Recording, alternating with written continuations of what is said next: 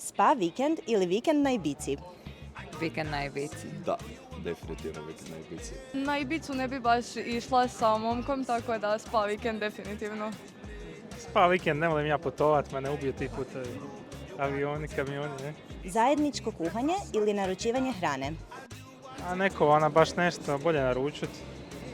Pa, ja sam za zajedničko kuhanje, ali tako da on kuha, ja da možda sjeckam povrće, asistiram. Šta ćeš, tako je. Zajedničko kuhanje. Definitivno. Spavanje u zagrljaju ili svatko na svoju stranu? Svako za svoje strane. Wow, ja sam mislila da ćeš reći u zagrljaju, ali svako na svoju stranu, slažem se. Idealno ako može različite sobe, jer ova hrče malo. Dobro, nisi, ajde malo, nekad. Ne, to, ja sam se šalio, ali različite strane kreveta. Pa različite strane kreveta, možda čak različite sobe zato što on voli da je skroz mrak, a ja volim da me probudi svjetlo i da ima zraka. Neka ne smije ni zraka jedna proći. Jedna velika svađa ili 10 prešućenih zamjerki?